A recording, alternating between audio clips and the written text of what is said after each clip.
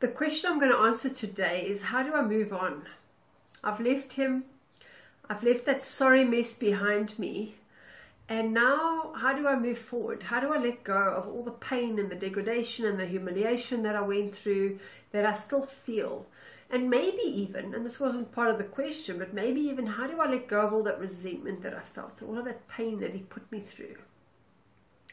For those of you who don't know me, my name is Natasha Williams, and I'm a toxic relationship expert and a personal development coach.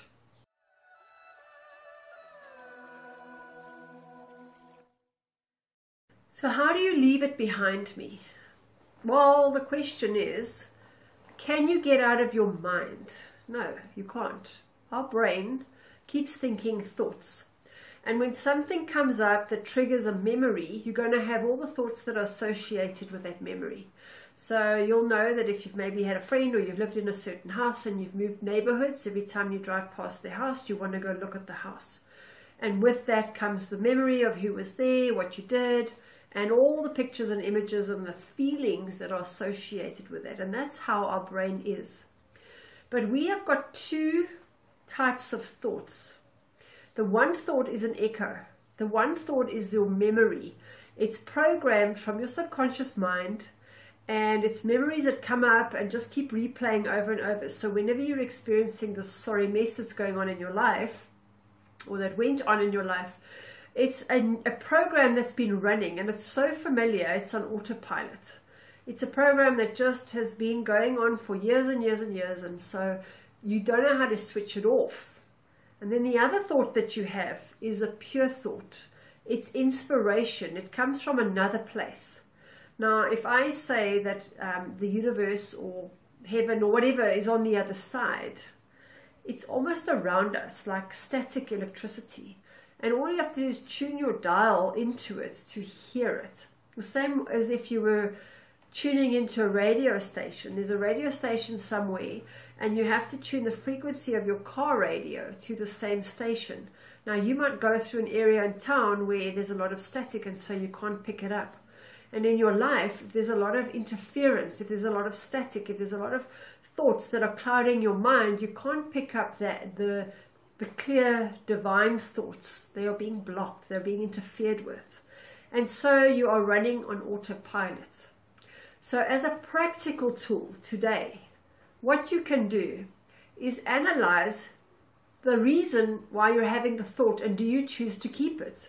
So rather than just hearing the thought going, okay, that's true because I'm having that thought, analyze it. So let's say somebody phones you that was friends with your ex, okay? And now you go down the path, why were they friends? How could they have spoken? Why didn't she tell me that he was doing this and that or whatever? And so there's this whole monologue that's running in your head. Instead of going and buying into it and following the thread of it, just take a look and say, hang on, is this happening right now? Is this something in my life that I'm just dragging along with me like old luggage? Or is it something that is just a program that's running again, and does it serve me? And if you did that daily, all the time, every time a thought came up, you analyzed it and said, do I need to hold this thought? Does it serve me? Is it adding value in my life? Or can I let it go? Is it finished? Is there anything else I need to do about it?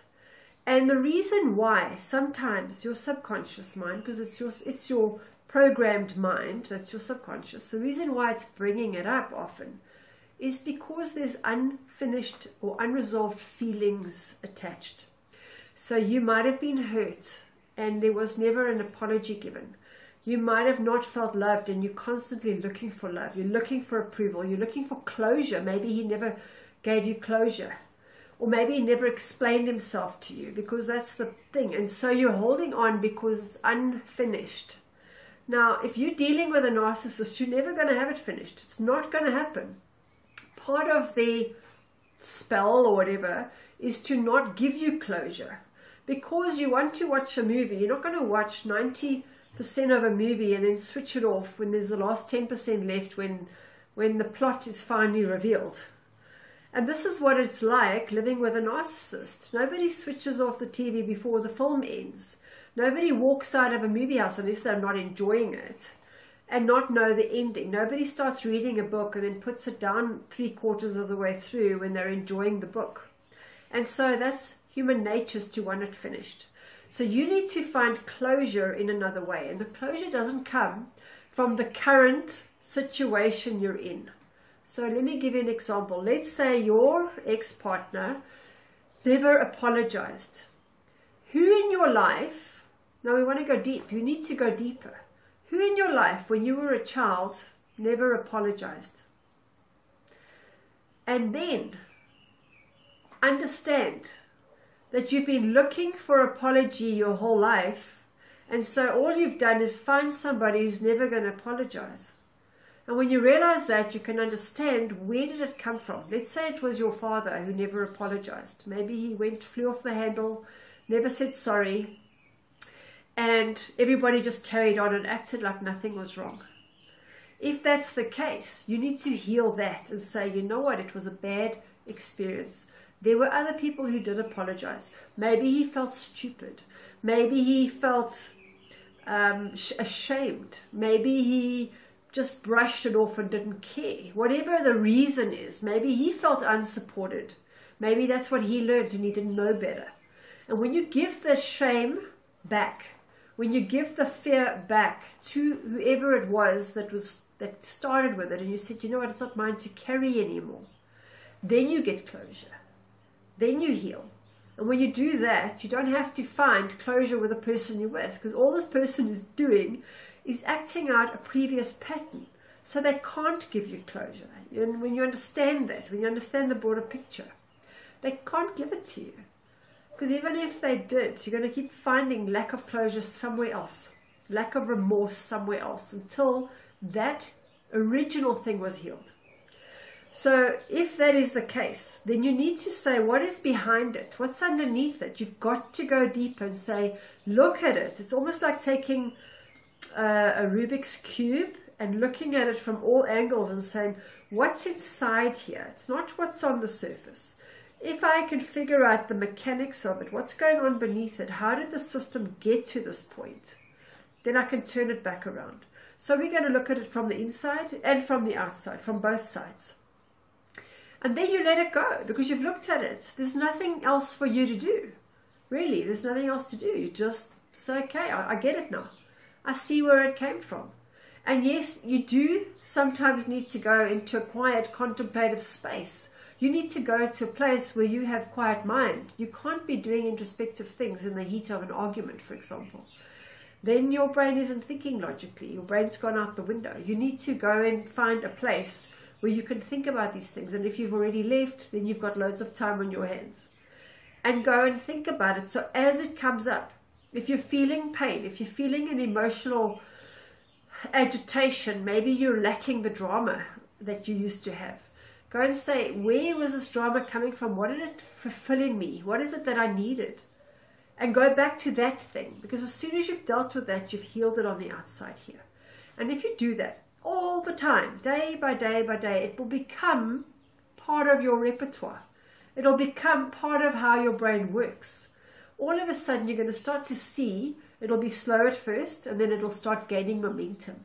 And all of a sudden, you'll start to see that things are shifting quite substantially because your way of thinking, your outmoded way of thinking, is not to be reactive anymore to situations around you, to a trigger event, to a smell, to a sound, to a song, to a person, to an event, to a day.